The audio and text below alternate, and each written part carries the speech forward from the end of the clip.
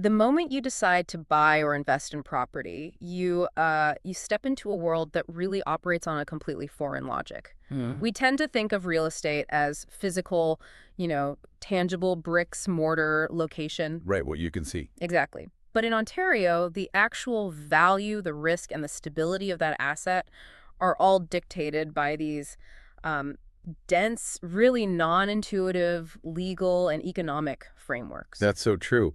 The provincial legal system, especially when it comes to land and housing, it's not built on what we'd call common sense. No. It's built on procedural precision. It's built on historical precedent, all designed to manage conflict and, in many cases, protect vulnerable parties. So when your gut tells you to do A, The law often requires you to follow Procedure Z, and the gap between those two is where, millions of dollars in liability and financial friction are born. and that is exactly what we are here to dissect today. For you, the learner, our mission is to provide a shortcut to being well-informed, to distill these complex rules that govern, ownership, governance, and valuation. Yeah, we're skipping the 101 level stuff. We are. We're jumping straight into the friction points, those critical moments where your intuition just clashes with unforgiving legal procedure. We've synthesized a collection of sources, legal commentary, economic models, professional notes, that all point to where competence is truly measured in this field. And what's the takeaway? It's not about what you can remember off the top of your head. It's about what you never, ever assume. I think the most important concept we need to establish right away is that across all these different segments we're going to talk about, the true currency of competence is just relentless due diligence. Relentless is the right word. You have to check everything because the penalties for assuming are just, they're too severe. And the law is structured that way. It places the burden of inquiry squarely on the professional or the informed party. If you fail to ask the right questions, Then what happens? the law defaults to protecting the party with less power, or it simply enforces the pre-existing recorded structure of the asset whether you knew about it or not. Okay, let's unpack this. We're tackling 4 distinct realms where this precision is just mandatory. First, the strange internal democracy of condominium governance. Then the hard math of investor valuation. After that, the very protective requirements of tenancy rights. And finally, the unique kind of hidden liabilities of rural ownership. Let's start with condominiums.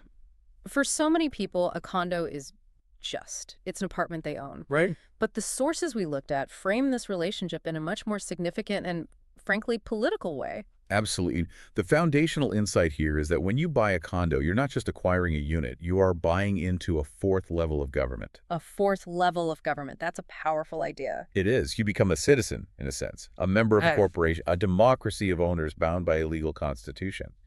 And ignoring that constitutional framework it's the first step toward major conflict. It really reframes everything. If you accept that you're living under a separate government structure, it suddenly makes sense why the rules around change and enforcement are so intricate. Exactly. And that leads us right to the massive procedural confusion between bylaws and rules. This distinction is so critical because they sound interchangeable, but they have fundamentally different legal scopes and just wildly different procedures for how they're adopted. Okay, so let's break it down. Let's start with bylaws. We have to think of the bylaws as the constitution of the corporation.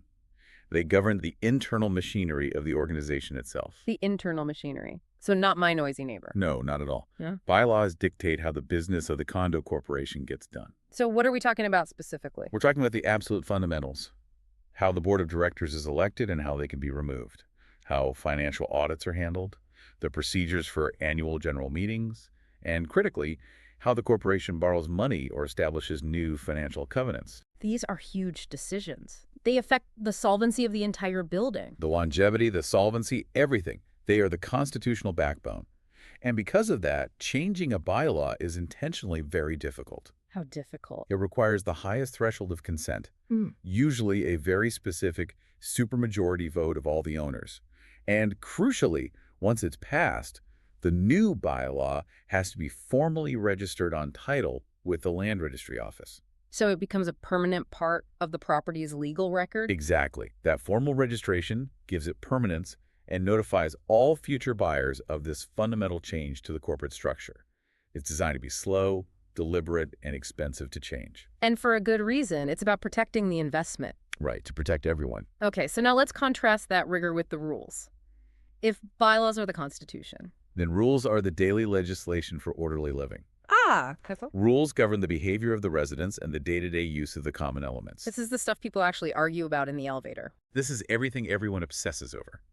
Restrictions on pets, time limits for the pool, parking space rules, noise levels, what you can put on your balcony. So it's about managing conflict and just maintaining the quality of life. Yes. And the difference in their creation process is the core, the aha moment here. Right. So how are rules passed, and why is that process so much more permissive? This is where you really see the board's power. Rules are intentionally designed to be easier to pass because the community needs to be responsive. To immediate problems. Exactly. The board of directors proposes a new rule, let's say regulating Airbnbs, and they send that proposal to all the owners. The key detail is that the owners then have a strict 30-day window to object. Wait, to object so you don't vote for it? Correct. It's not a requirement for affirmative consent. It's a requirement for organized resistance. That's a huge difference. It's massive. If owners don't mobilize within that 30-day period and gather a sufficient objection petition, often it's 15% or 20% of the unit owners, the rule automatically becomes law. So inertia is on the board's side. Completely. It requires owners to be active and organized to stop something. Right. Bylaws require owners to be active and organized to start something. Let's use a scenario to really hammer this home. Imagine a new board gets elected, and they want to radically change how the building's reserve fund is managed. Okay. Maybe they want to change the formula for calculating fees or how the corporation can get secondary financing. That is fundamentally altering corporate structure and finance. So, That requires a bylaw change. It will take months, expensive legal drafting, and a very difficult supermajority vote to pass. It is structural friction by design. right. But now, let's say that same board decides they want to regulate the use of barbecue grills on balconies because of a fire scare. Okay, that's a matter of safety and welfare. So that's a rule. That is a rule. They propose it, they notify the owners, and 31 days later, if nobody organized a petition, the barbecues are gone. Wow. Understanding whether you need to fight a constitutional amendment, a bylaw, or just simple legislation, a rule that dictates your entire legal strategy and your timeline. You can't confuse the two mechanisms. That precision around governance is critical, but it converges so dramatically with the precision you need during a transaction. We are talking about the status certificate, the health record of the unit a buyer has to review. The status certificate is everything. I mean, it discloses the financial health of the corporation, the current status of the specific unit. Like, are there arrears? Is the unit being sued? Exactly. Any pending special assessments, the state of the reserve fund, its due diligence distilled into a single critical document. And the timeline for getting this document is, well, it's brutal for the corporation. It is. And that harshness is completely intentional. The corporation has only 10 days from the request date to produce and deliver the certificate to a potential buyer. Why so fast? The law imposes this tight constraint to prevent the corporation from, intentionally dragging its feet or hiding bad news in the middle of a deal. Commerce needs speed. I want to focus on that policy rationale. Why 10 days? Why not 30? Why not 3? It's that balance we keep talking about. 3 days is often just impossible for a volunteer board or a busy property manager to compile complex financial documents with any accuracy. Okay, that makes sense. 30 days is too long. It would skull the real estate market. So 10 days is seen as the sweet spot. Enough time for accuracy, but not enough time for deliberate obfuscation. So what happens when they fail? It's day 11, and that certificate hasn't shown up. This is where the law gets really punitive to protect the buyer. This is what's known as the buyer's shield. If the corporation fails to deliver the status certificate within those 10 calendar days, the law deems the unit, for the purposes of that transaction, Clean. clean. What does that mean, clean? It means the buyer is automatically indemnified against any unknown defaults, any pre-existing special assessments, or any outstanding corporate liabilities that should have been disclosed in that document. Whoa. That is a huge transfer of risk. It's enormous. Let's make that concrete. Right. Say a major $50,000 special assessment was secretly approved on day 5, but the corporation intentionally delayed the certificate past day 10 to hide it from the buyer. If that transaction closes, the new owner cannot be charged that $50,000 special assessment. Even if it's for work that was done before they even moved in. Doesn't matter. The liability shifts back to the corporation or maybe the seller, depending on the contract language. The law effectively says if you can't adhere to the simple 10-day rule, You lose the right to charge this new owner for past problems.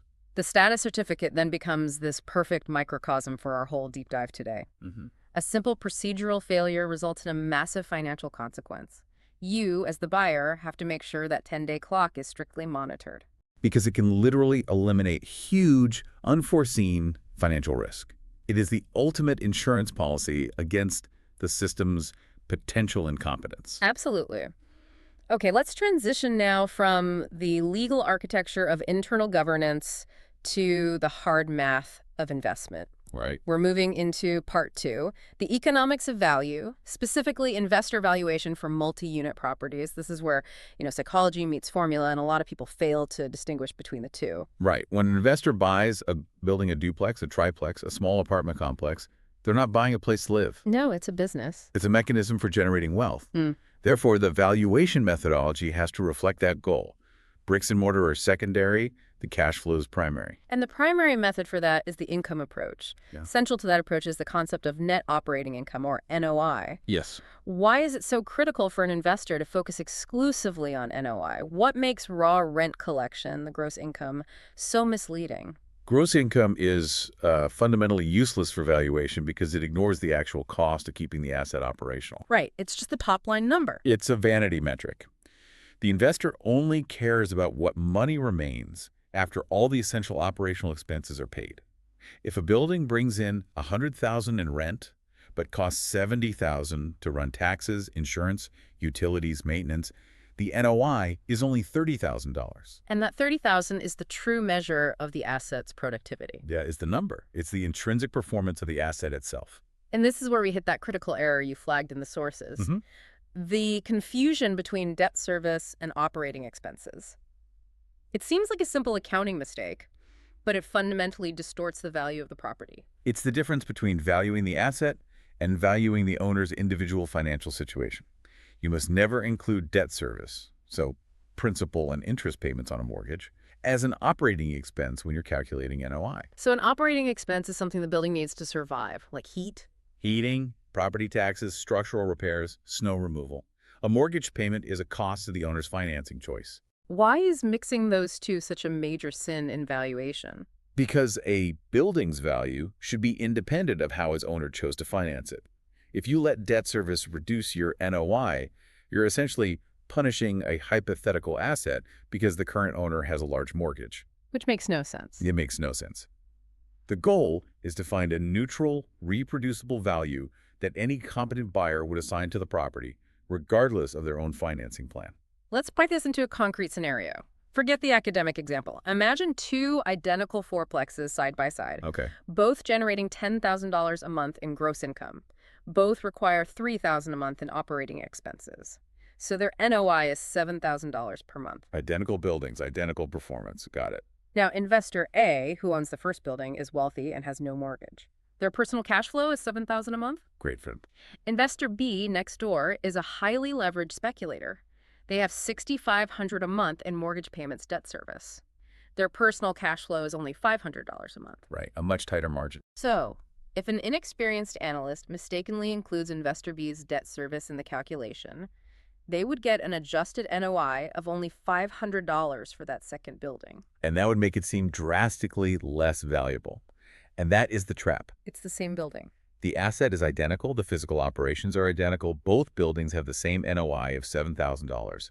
Therefore, their market value, calculated using the income approach, must be the same. The only difference is in the owner's personal wealth and their risk tolerance. You have to strip away the owner's debt to see the building's true worth. That distinction really clarifies why the formula is so absolute. Let's state it clearly. Value, net operating income, NOI, cap rate. That's it. The cap rate, the capitalization rate, is the crucial variable that connects the building's performance to the overall market sentiment. The cap rate is essentially the expected rate of return an investor demands for taking on the specific risks associated with that asset class and that location. It's a market-derived figure. It's the metric that reflects market psychology. How is that rate actually generated? It sounds a little abstract. It's calculated by looking at recent sales of comparable properties. So if a similar building just sold for $1 million and we know it had a proven NOI of $50,000, You do the math. the market has assigned a cap rate of 5% to that specific type of risk and return. So a prospective buyer then applies that 5% cap rate to the $7,000 NOI of our buildings to figure out their likely sale price. So a cap rate is really just a representation of risk. Exactly. If a property is in a rapidly growing area with guaranteed high rents, the risk is low, investors will accept a lower rate of return, which means a lower cap rate, Huh? which results in a higher sale value. Precisely. And if you're looking at a distressed, high-vacancy property in a volatile area, investors demand a much higher potential return to compensate for that risk. So a higher cap rate. A higher cap rate, which mathematically drives the resulting value way down for the same amount of NOI. It forces the valuation to reflect the market realities of stability and liquidity. The discipline, then, is threefold. Calculate NOI correctly, excluding debt, First step. identify the appropriate market cap rate based on comps, Per second. and apply the formula ruthlessly. And anything less is just financial fiction. It's the difference between buying an asset based on mathematical reality versus buying based on, anecdotal hope or distorted cash flow figures. Okay, let's shift now from financial formulas to social protection. We're moving to part 3, the rights of tenure under the Residential Tenancies Act, or RTA. This is where the law is most overtly designed to restrict an owner's power in favor of the resident. The RTA is fundamentally paternalistic legislation. There's no other way to describe it. It recognizes that a landlord typically holds all the economic power, and the tenant holds the critical need for housing security. So the RTA exists to level that playing field? It does. It makes it difficult, time-consuming, and expensive for a landlord to terminate a tenancy or raise the rent without strict adherence to procedure. The foundational concept that surprises most new owners or buyers is the principle of security of tenure. Oh, yes. They assume, I bought the house, I can tell the tenant to leave. And that assumption is just flatly incorrect in Ontario. The sale of a property does not terminate an existing tenancy. The tenant holds a protected interest. So they come with the property. The tenant comes with the land, like an easement. That's the old legal phrase. The new owner legally steps into the shoes of the former landlord, bound by the original lease terms. So if a buyer wants to move in, or if they have a family member who needs the unit, they have only one highly constrained path forward. The own use exception, which is formalized by Form N12. And this exception is, well, it's a masterclass in procedural rigidity. It is. It exists because the RTA understands that sometimes a buyer genuinely needs the space for their family. But it places a very heavy burden of proof and penalty on the landlord to ensure the action isn't being taken in bad faith. Let's focus on the strict definition of who qualifies. This is where most casual landlords make fatal errors. The list is minimal. Only the landlord themselves or their immediate family can use the N12. And immediate family is defined by the RTA as the landlord's spouse, child, or parent. Full stop. That's it. That's it. The sources are clear that this definition strictly excludes siblings, nieces, nephews, cousins, friends, or even a business partner who might have a stake in the property. So if I own the property 50-50 with my friend, and my friend wants to move in, can I issue an N12? No, unless they fall within that narrow definition relative to you. If you issue an N12 for a distant relative or an investment partner, the landlord and tenant board, the LTB will easily void that notice. It's unforgiving. And beyond the who, the procedure requires very specific timing and compensation. The required notice period is 60 days. It is not 30 or 45, which people often mistakenly use. And the notice must always align with the end of a rental period, usually the end of the month. And the cost. The landlord actually has to pay the tenant for the disruption. Yes. The landlord is required to pay the tenant 1 month's rent as compensation for terminating their security of tenure. And that money has to be paid by the termination date on the notice, or the whole notice can be rendered void. The LTB sees this payment not as a fine, but as a necessary cost of doing business. Exactly. It's the cost of overriding a tenant's fundamental right to housing. The lesson here for due diligence is massive. A buyer who's planning to move in has to get the N12 right the first time. Or their closing date and their move-in date could be delayed by 3, 4, 6 months while they try to correct the procedural flaw and restart the whole process. Because the LTB's principle is what? Procedural error equals failure.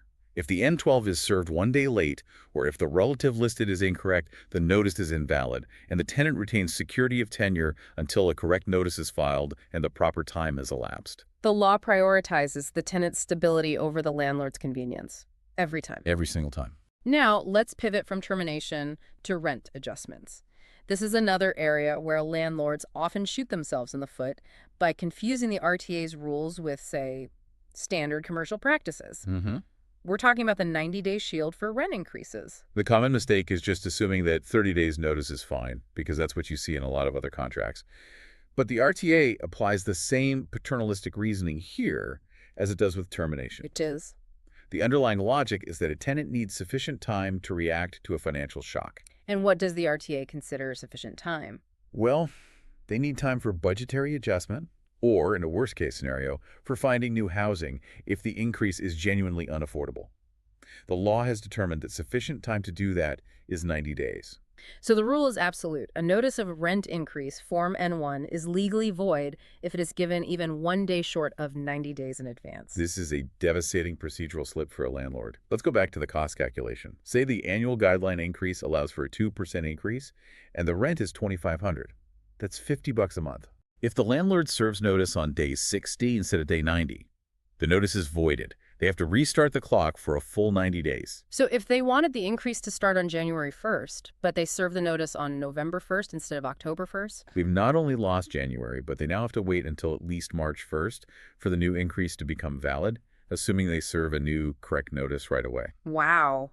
They've just foregone 2 months of that rent increase revenue. It's $100 in this small example, but it could be thousands on large multi-unit properties, all because they miscalculated a deadline by 30 days. The RTA treats the lack of 90 days as a fundamental flaw, nullifying the entire exercise. Due diligence just demands strict calendar adherence. It's a stark reminder of the financial consequences of procedural sloppiness. We've examined the density of urban governance and investor finance. Now let's leave the city and move into our final area, the frontier of ownership. Exploring the peculiar historical legal liabilities that govern rural and waterfront properties in Ontario. Yeah, shifting to rural properties, we exchange these precise urban surveys for historical crown grants and traditional municipal policies. Here, the biggest risks are things that look physical and private, but are legally public. The prime example, and one that trips up countless transactions in cottage country, is what the sources call the illusion of ownership. Yes. And it's all related to shore road allowances. People buy a waterfront property assuming the land goes right up to the water. And very frequently, it does not. This is a critical historical artifact of how Ontario land was first surveyed and granted. The fundamental problem is that what appears to be private waterfront is often legally retained by the Crown or the local municipality. So what exactly is a shore road allowance? Historically, to preserve future public access to navigable water and to provide space for potential future roads or utilities, the original Crown land patents often excluded a specific strip of land along the water's edge. And this strip is often exactly 66 feet wide. It's a standard width dating back to old surveying practices, the length of a chain. 66 feet is substantial. That covers almost all the usable space between a cottage and the water. Decks, fire pits, docks, and even permanent structures like boathouses. And that leads directly to the liability. It does. If a buyer's structure, whether it's a deck, a septic system, or that new boathouse, sits on this retained 66-foot strip, they are technically trespassing on public or municipal land. Okay, but what's the real-world risk? Does the municipality regularly enforce this? Well, enforcement varies, but the risk is always latent and potentially catastrophic. A municipality can, at any point, decide to enforce its ownership rights. Which could mean it could lead to an order requiring the property owner to pay a substantial annual lease fee to keep their structures there. Or, in the worst-case scenario, demanding the forced removal of the encroaching structure. like your multi-thousand-dollar boathouse. Exactly. The failure of due diligence here isn't just buying a bad view. It's selling the client a massive, latent lawsuit because they assumed the property line extended to the water's edge. So you absolutely have to check the official land survey. You have to check the survey and demand evidence that the shore road allowance has been successfully closed. And closed means? It means the current or a previous owner successfully petitioned and purchased that 66-foot strip from the municipality, thereby integrating it into their private deed. If that hasn't happened, the risk is still there. Never assume the shoreline is private.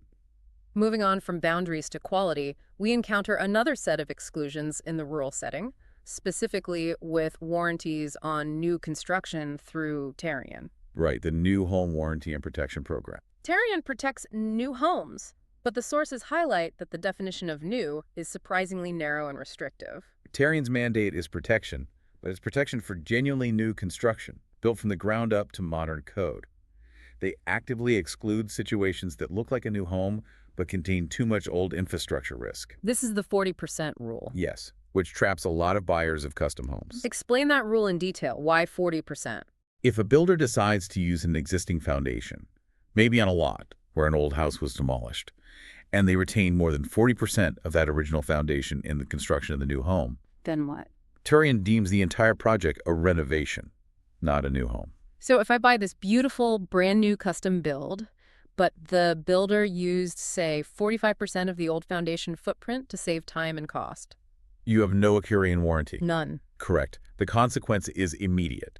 Warranty coverage is denied entirely. Huh. Tarian doesn't want to be on the hook for latent defects that could arise from old concrete settling issues or historical structural problems baked into that old foundation.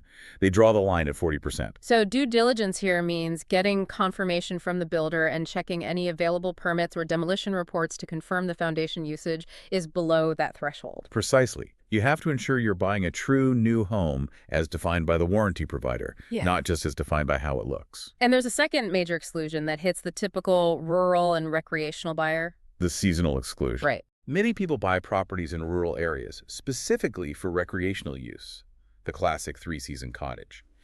If a property is built specifically for summer use, if it lacks full winterization, or doesn't meet the definition of a year-round permanent residence, It's not covered. it is specifically excluded from Tarian warranty coverage. The law is essentially saying that if this isn't intended to be your primary permanent shelter, we're not going to offer the same level of regulatory protection. Exactly. Tarian protection is tied to housing stability. If a buyer is relying on that warranty, they must ensure the construction specs confirm it's a four-season permanent dwelling, meeting all the requirements for year-round living. Both the 40% rule and the seasonal exclusion just underscore the same lesson we've seen everywhere. The law operates on its own precise written definitions. Your intuitive sense of what a new home is means absolutely nothing. Only the legal definition matters. What's so fascinating here is how often the law compensates for these historical or systemic power imbalances using strict timelines. Yeah, you see it everywhere. The 10-day rule pushes the corporation, the 90-day rule protects the tenant's planning window, and the shore road allowance preserves the public interest over private assumption. These aren't arbitrary rules. They are regulatory solutions to predictable points of friction. That gives us a much deeper understanding of the why behind all this complexity.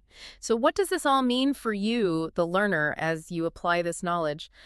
Let's recap the burden of competence. We've established that due diligence isn't optional. It's the structural requirement for safety. We went through the 4 core areas, and in each one, a small procedural error translated into massive financial or legal damage. I mean, think about the cost of that minor error. Giving 60 days rent notice instead of 90 days costs you revenue that is permanently lost. On forever. Calculating an investment value based on gross income rather than net operating income can cause you to overpay by hundreds of thousands because you included the seller's bad financing in your math. And that latent trespass issue, the 66-foot shore road allowance, means a professional who failed to check the survey has sold a client a ticking time bomb, potentially leading to the forced removal of structures they thought they owned. These aren't just technical details for a legal exam. They are, as the sources define them, the specific points where lawsuits begin. That's right. The goal isn't just simple memorization. The goal is understanding the legal principle that drives the procedure. The RTA demands tenant planning time, therefore 90 days is required. Valuation demands asset neutrality, therefore NOI excludes mortgage payments. It's a system built on specific, often non-intuitive rules that exist to ensure fairness, stability, and corporate accountability. Your role is just to guide your clients safely through those specific mandates. As we wrap up this deep dive, let's leave you with one final provocative thought. We spent today dissecting the rules governing property transfer and investment. Now, apply that same critical, skeptical lens to the assumptions you make about property ownership in your own life. Consider your own condo. How much of the governance structure, the ability to borrow, the use of the reserve fund, is dictated by a bylaw you never fully understood? Or your own boundary lines. Right. Are you absolutely certain that the 10 feet between your fence and your neighbor's property isn't governed by some decades-old restrictive easement or right-of-way that dictates exactly how you can use that space? Use this knowledge to look at your own property documents, your leases, or your condo declaration with a newfound, relentless due diligence mindset. Because what you intuitively assume about your own private space might actually be governed by a powerful, non-intuitive legal rule that's just waiting to be enforced. Competence in real property means questioning every single visible assumption. And that is the true measure of being well informed. We'll catch you on the next deep dive.